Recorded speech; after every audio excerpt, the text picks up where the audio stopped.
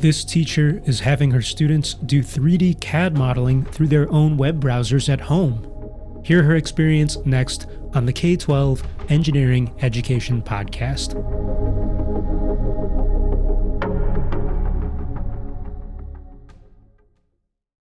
I'm Pius Wong in Austin, Texas. My guest is Amanda Hough, technology, engineering, and robotics teacher at Mashpee Middle High School in Massachusetts. Lately, Amanda's been teaching CAD, or computer-aided drawing or drafting, all through the cloud-based CAD platform OnShape by PTC.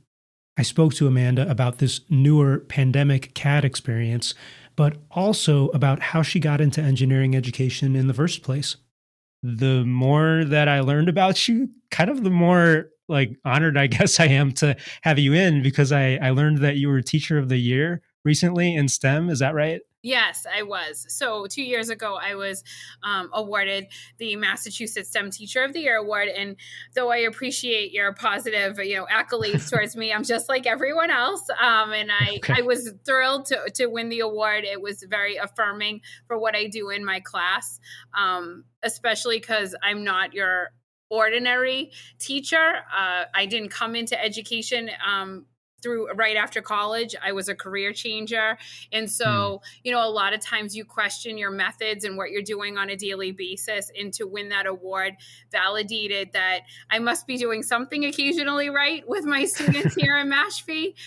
So it was a great honor. It was a labor of love to get through the whole process. It was a lot of essays and interviews, and it was amazing to have that award given to me 2 years ago by Gillette's, the Hall at Patriot Place, and Raytheon, the Patriots, the New England Patriots, and the Kraft family.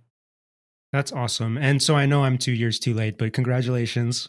Thank you. And you mentioned your school and where you're at a little bit, but tell me first a little bit about where you are in Massachusetts and Mashpee. So I teach at Mashpee Middle High School, which is a grade 7 through 12th grade middle high school. As you know, here on Cape Cod, we're a really small town. We have about 900 students total in our building. It's a pretty small school, but we do big things. It's really awesome here. We have a career and technical education department, and I teach robotics, intro to engineering to 8th grade, robotics 1 and 2 to high school, technology and engineering to high school students. I'm also the competitive robotics coach here for Vex Robotics, and happy to say that our team, for the first time in 7 years, has won the Southern New England Championship for Vex Robotics. Wow. And is going to Worlds, though albeit virtual this year, but are going to Worlds.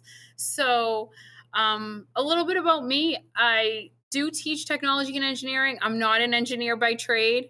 I have an undergraduate degree in marine biology. I did 10 years in research and development with the MBL, Marine Biological Laboratories, down in Falmouth, and with a couple of private pharmaceutical companies up in the Cambridge area in north of Boston. But after being in research and development and R&D and microbiology, I just realized it wasn't the place for me. It was kind of a lonely environment to work in a lab, at least for me personally. And I could just see that I was a real people person. And I made the decision to move into education. So I took the Massachusetts teaching test in general science and assumed I would become a science teacher. That didn't work out. I've got a tech ed position at Plymouth South Middle School and worked there for 10 years and learned on the job how to be a technology and engineering teacher, with a lot of help from my colleague and co-teacher at the time, Richard Mikely. I had never never picked up a power tool, never taught CAD, 3D design, any of that. Wow. And learned on the job and realized that I really liked project-based learning. I liked the idea of kids learning through exploring and innovation and problem solving.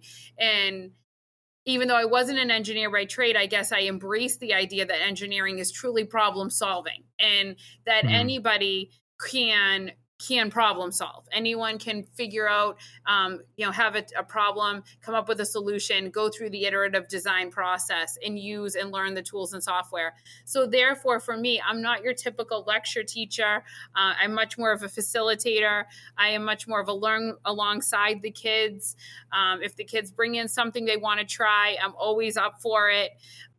It can be, I think, exciting most of the time because you're always doing something different, but it can be a little bit nerve-wracking as a teacher as well, because sometimes you still question, like, shouldn't I be the expert in the room? Am I necessarily Mm. giving my kids the best education because I don't know all the ins and outs of everything, all the software, or all of the tools and machines, especially when new ones are brought in on a yearly basis? But then you see kids that will rise to the occasion and their confidence grows because they become the expert with that particular item or software. So that's my story. That's where I come from. I definitely am a little bit different. That's kind of really awesome that you're a career changer. I have met teachers in that same situation. I was wondering if you could talk about when you knew, I guess, that you wanted to do teaching. Was it like a sudden thing? I know you said you're more of a people person, or was it like a gradual realization? I would say it was fairly gradual, though I have to give credit to my dad. When I was in college, my dad was like, "You should take some teaching classes. You should take some Huh. education classes. I think you would make a good teacher." And I was like, "Dad, there's no way I'm ever becoming a teacher. It's not happening. Like, we're just not discussing it." And unfortunately, as many of us learn as we get older, our parents are typically right. And so, um, I had friends who alongside me were in the sciences, did do education at the same time. And so they went into education right out of college, and I didn't. I was working in the lab, and then knew I had always loved kids and knew I wanted to have a family. And besides not wanting to be alone in a lab and knowing I was a people person, I knew that in order to be successful in microbiology, at least in my opinion, you had to go for like a PhD in order to run your own lab. Mm. And I didn't see Mhm. that in my future, especially I'm a mom of four. I have a 12-year-old, a 9-year-old, and 7-year-old twins, and I knew I wanted to have a big family. I knew that teaching would be that optimal career that allowed me to still be very successful as a female and feel the success of having a great career, but still allowed me to be a really successful mom. And so that's what made me choose education, was when I met my husband and I knew that was the direction we were going. And I was like, this is the right move for me. And honestly, I can honestly say I love teaching. I love my job. I wish more scientists and engineers would give it a go, because we need people that are smart and talented and understand all those fields to motivate our students to go to those fields. And there's a real lack of teachers going into the technology and engineering field in the STEM fields, and we need good, bright individuals with lots of energy that can motivate our students. And you also said that when you did decide to become a teacher, you thought you were going to be a science teacher at first, and instead you went into technology. I'm curious how that happened as well. Why didn't you go into science? I guess. So it's really tough when you're a career changer originally, because I had only passed my MTELS, my Massachusetts teaching license test, but I didn't have a formal education certification. I didn't have formal training as a teacher. So trying to get schools to possibly hire you without that education background is tough. It was tough Mm. 17 years ago to get anyone to look at me. Yes, I had the science experience, but to be honest, my first quarter, I didn't realize I was supposed to collect grades. I didn't even know what a grade book was. Oh And my gosh. so I was really green. That phrase, like, I was just really unaware of what it was to be a teacher. And so I applied for like an itinerant, a long-term sub position at the previous school I was at. And they were like, no, you're not the right fit for that. So I actually thought, like, if I can't even get a substitute teacher position, a long-term substituting position, no one's going to give me a permanent position. And a couple weeks later, the vice principal from that school called and was like, hey, we need a technology and engineering teacher, a tech ed teacher. And we loved your energy and we think you could be really good at it if you would be willing to give it a try. So they brought me back in for an interview, and they brought me to the old wood shop with like the vices and the coping saws. And they were like, this would be your Yeah. classroom. And I was like, I jumped in, and I've always been that type. Like, I'm always up for a challenge. I tend to jump in before really learning too much about it. And then afterwards go, was that really the best move? Um, Mhm. so that's why I ended up in tech ed. And I didn't know how long I'd stay in it, but I found that once I went into it, I really loved it. I loved, because as I said, I'm not a lecturer. I loved just the opportunity to be innovative and creative and explore. And the school was great saying, like, the curriculum's yours. Make it what you want it. Make it how it fits to your life and your experiences. And I've taken that, and for 17 years, I've always made the curriculum fit to what my strengths were as a teacher to deliver it, but also to what the strengths were of my students in a given year. And this was back in Plymouth, right? The first Yeah, school you mentioned? I first taught at Plymouth South Middle School. Okay. Would you say that that experience was is that just something that is unique to tech ed? Like that you have that freedom in tech ed as opposed to say science classes, or is it just that particular school and that principal that let you have that kind of freedom and that atmosphere that you wanted? I think definitely the school was really supportive initially, and I think Plymouth was really Okay. innovative in that ideas. I say 17 years ago, it wasn't the norm to be as innovative and broad in your curriculum design. I think 17 years later, looking now, many more schools are incorporating that innovation and project based learning. Maker spaces have become a Hmm. norm. Creativity has. I think there's been a real shift in education to diversify, but also give more individualized instruction to make students more individually successful. And when you have a curriculum that's creative and innovative and allows for problem solving, it allows the kids to kind of lead their education a little more. And I think with this push for Hmm. social emotional learning, we're trying to get kids to engage in what makes them feel successful. So I think there is a shift. I think there's a real opportunity to shift education right now to have it be more broader, more creative, more innovative, even while still covering the standards. I mean, you probably could speak to that more than me, Pius, because you probably talk to more educators on your podcast. But I do think educators are trying to be much more creative in their education than what it was 20 years ago, 17 years ago. I think you're right. I mean, at least from what I've heard, I think I might be biased because I'm purposely seeking out tech ed teachers like you know, science teachers who believe in project based learning and everything. But I think you're right. I see it even outside STEM and everything. Mhm. Um, you said you didn't know CAD before 17 years ago, and clearly you use CAD now. What was that whole journey like? I'm assuming you didn't just, you know, instantly pick that up as well. So I was at Plymouth South Middle School. When it came to using any sort of CAD, it was very rudimentary. I used initially just like Google Draw, 17 years ago. Got my first 3D printer Hmm. when I was probably in my sixth year of teaching, and so it wasn't as popular as it is now. And so, we just started out with just drawing simple CO2 cars initially on Google Draw. And then that has now become Google SketchUp.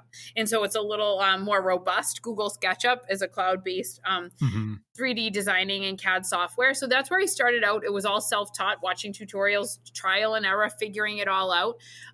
Fortunately, when I came here to Mashpee Middle High School, they had a really great and supportive administration that allowed for different training and pushed me into exploring how I could better myself.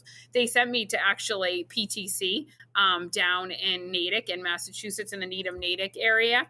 And I was able to attend a training and learn about 3D design and CAD from PTC. They actually are the ones who developed OnShape. At the time, they didn't have OnShape, they had PTC Creo Parametric. So I learned some Creo when I first came here to Mashpee Middle High School. We used Creo for a while. Then I went in and I was able to learn some Fusion 360. So I did a little bit with that. And then we went on to this year, we've landed with OnShape, which has been great because in a pandemic year, we've had to go cloud based. All of our students are a one to one. They all have a device, a Chromebook. But as you probably are aware, Chromebooks aren't really the best for, CAD. They're not the best for 3D design CAD. All of those Hmm. heavy graphic based softwares don't really typically run on a Chromebook. You need a laptop. And let's face it, we can't afford to give laptops to all of our students to work remotely. Right. So OnShape was just the natural best fit for this year. And I didn't have experience with OnShape before this year. And when I heard from a colleague that there was a cloud-based 3D CAD, I was like, oh, we have to try this out. We have to get our students using it. And in my technology and engineering class at the high school level, we started using OnShape. I liked that they had the tutorials for the kids to kind of go at their own self-pace and to do things to self-check to see if they were understanding it initially. Once the kids got a base on CAD, we're now here in the fourth quarter of the year. And what's really cool is I have kids designing different things. Like my high school students are designed wind turbine blades. So we had these model wind turbines, and the kids started out with designing, with testing the wind turbines with the blades that were already available with the project, with the assembly, the wind turbine kit, right? And then my challenge was, okay, you see which ones work the best with the kit. How would you design your own? So then they went on to creating actual models, just stencils right out of paper and cardboard. They tried different materials, plastics, and they tried different shapes and tried to see what they could get for an output from the wind turbine. Once they determined their optimum design, they went into OnShape and they created their wind turbines in OnShape. And they were able to 3D print them and really see what was good and what didn't work, what did work. And then I like the iterative design process that they could go back in and alter their designs and they could reprint them. But what's really cool is that now we're into quarter 4 and the kids have gotten a really great understanding of OnShape. They are able to create their own video tutorials of a model that they've created in OnShape, telling another person how they made it. So basically like their own do-it-yourself tutorial. I challenge my students to make these videos because we're having a virtual hackathon and ventathon on April 30th and May 1st, those 2 dates here. And I wanted my students to create videos that would actually inspire other students to use different software, different coding programs, and make their own project and make their own invention. So I think it's really cool that my kids have been able to attain a level of understanding that they're teaching it to someone else, which is every teacher's dream, right? That if you can teach it to someone else, you truly have an understanding of it. You have a confidence built in you that allows you to give that knowledge to someone else. Totally. I was thinking about what you were saying, and you speak as if you had all the formal education to become a teacher. So that's pretty awesome. You clearly picked up all the pedagogy and everything that you hear from the people who went to education school. And I'm curious, this curriculum, for example, that you just mentioned with OnShape, this web-based CAD software, did this exist already, or was this something you kind of had to develop? So, OnShape was already there and they had their tutorials. So they have like their academy that the kids can virtually go in and run through. Anyone who creates an OnShape account could do that. Curriculum, I don't use any sort of canned curriculum. I never have, and that's fine. Some teachers do, and it works really well for them. But any curriculum that I use is pretty much original to me or colleagues that I've asked if I could borrow it. The virtual hackathon and ventathon, that was something that I attended a hackathon and eventathon with kids 3 years ago in person in Boston and Microsoft. And I said, well, our students in Cape Cod need a hackathon.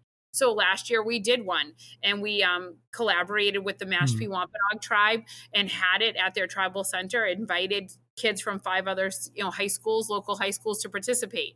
It was truly successful, our hackathon, and we knew it was something we wanted to continue every year. So, but then the pandemic hit and we weren't able to do an in-person hackathon. And so, me being me was like, well, we'll just go virtual. And then in going virtual to create a hackathon, I said, well, we need videos. We need to be able to post videos, post presentations on a website that people can access. And so I was like, well, it should be student work. So I challenged our students. For me, typically, assignments can come from a colleague, a conversation. They can come from Twitter. I see something that looks really cool. It can come from, watching 60 Minutes on Sunday night and seeing that the Mars rover, that Perseverance landed in Mars. And so, Monday morning, I come up with a lesson and challenge the kids. Curriculum for me is just very organic. It always has. I almost think of it as like a tree that's growing with different branches, and you never know what direction it's going to go in. Students, years ago brought a Bose build speakers. Bose did this really cool stuff. They came out with these kits where kids could build their own speakers. And one of my students came in and was like, "Mrs. Howe, do you know that you can order like a kit to build your own Bose build speaker?" And I was like, "Really? Where?" And he showed it to me. And I was like, "Well, I'm going to write a grant." And I got 10 of them in the classroom, and kids were able to build their own Bose build speakers. So sometimes the curriculum comes from the kids. If they're interested, then I will go to any length to get it for them. That's awesome. What was the CAD that you used before COVID? I'm trying to compare, like, what was it like before versus now? You already kind of explained some of it. So last year we used Fusion 360. So we used Autodesk's version of Fusion 360, but that is very graphics heavy. It requires you to have a laptop or a desktop computer for storage. We've also in the past used, the PTC Creo Parametric. We've used Tinkercad, which is another cloud-based one. So, but it's a little more elementary. So Tinkercad works well for like our sixth, Mhm. seventh, and eighth grade students. And we're doing a little bit with Google SketchUp, and asking kids to kind of design their own dream house with Google SketchUp. The OnShape is really good for our drafting classes that are drafting like mechanical pieces. That's OnShape is the closest cloud-based CAD software to anything that requires you, like a SolidWorks or a Fusion, that requires you to be on a laptop. Yeah, and so the last time I used CAD was basically 10 years ago, so I'm a little out of the loop, and I used SolidWorks and a couple of these other things. But as an educator, would you say really OnShape is the best cloud-based platform? I know you mentioned Tinkercad's not quite up to the level that you need, but OnShape you think has the most features? Yes, OnShape is the strongest cloud-based CAD software available. It is. It's the closest one to those SolidWorks and Fusion that you're talking about. Okay. Absolutely. It's going to give those kids the ability to do advanced CAD drawings, allows them to do assemblies, all those things that you look at if you're like in a drafting one, drafting two, and you're moving up through. Though, OnShape cloud wise definitely has the best features. And how does that work virtually? Because I'm imagining that if your students are virtual, they're looking at you on one screen on Zoom or whatever. And I guess, do they just switch back and forth between, they switch between tabs or something? They're looking at you and then they look at their on shape screen going back and forth as you teach them? Or is it kind of like you have this virtual lecture and then they just go off and work on their own completely?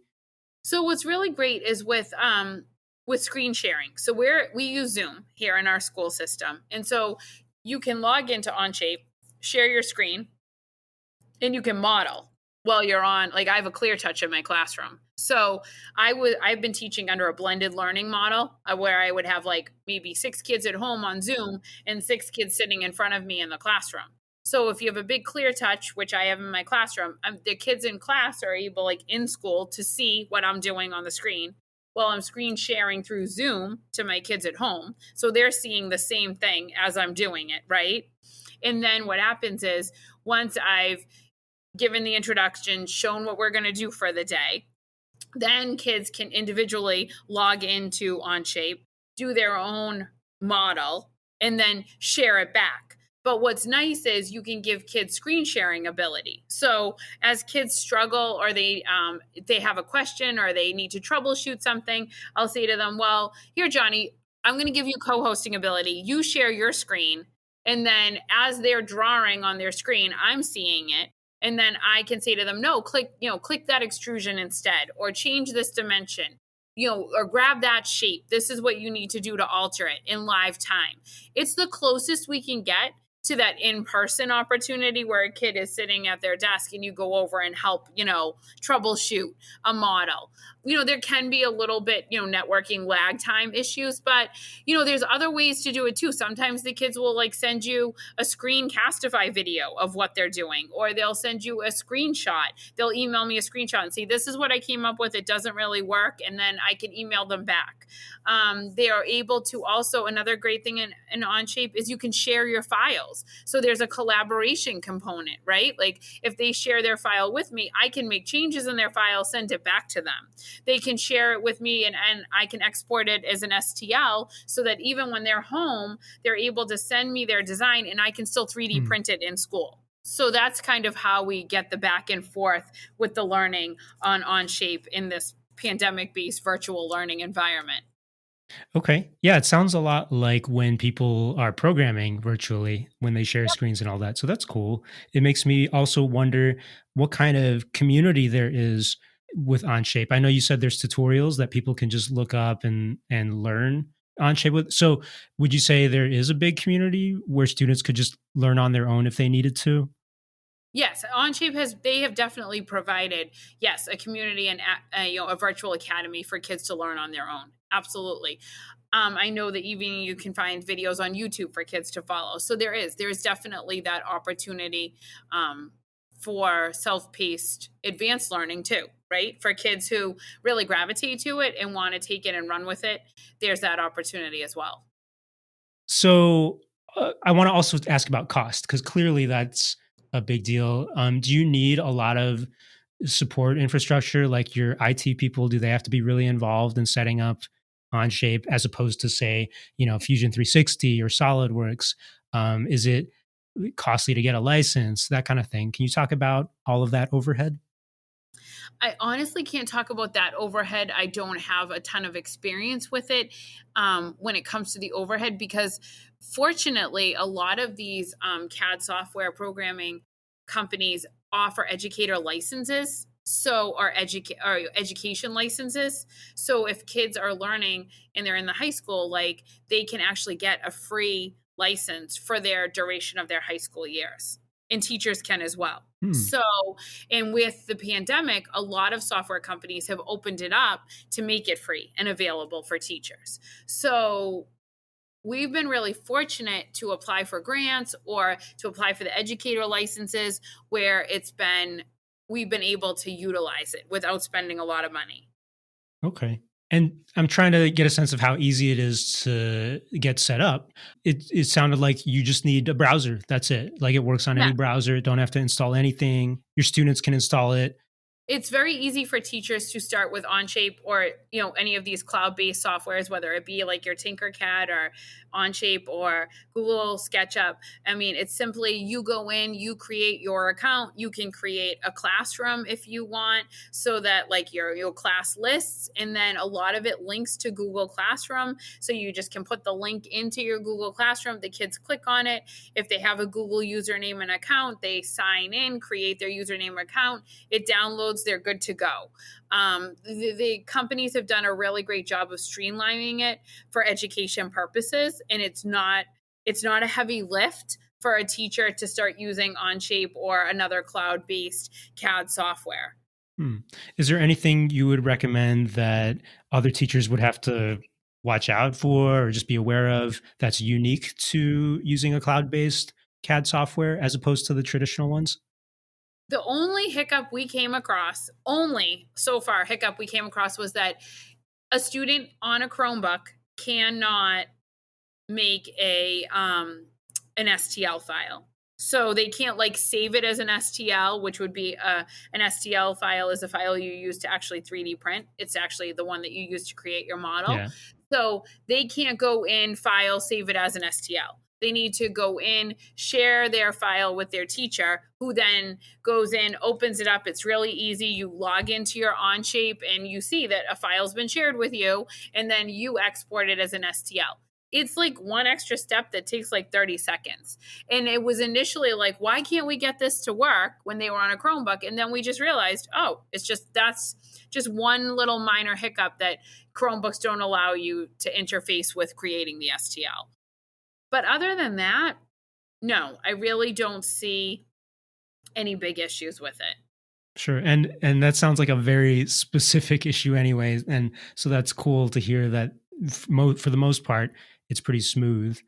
I'm wondering if you know about the future of Onshape or how you are going to use Onshape. Is this something that you think you're going to keep using when, fingers crossed, COVID goes away, quote unquote? when people come back in person and everything?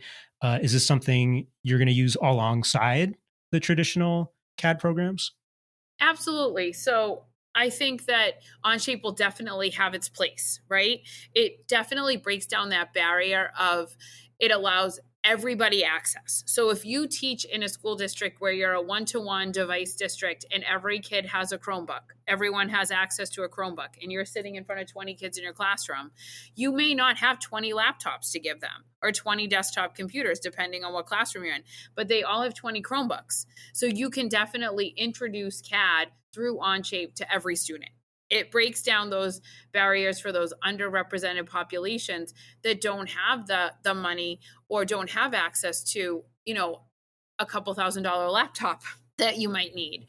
So Hmm. OnShape to me is something that's not going to go away, just if the pandemic hopefully goes away. It's made a place for itself. It lends itself to everyone having access to it.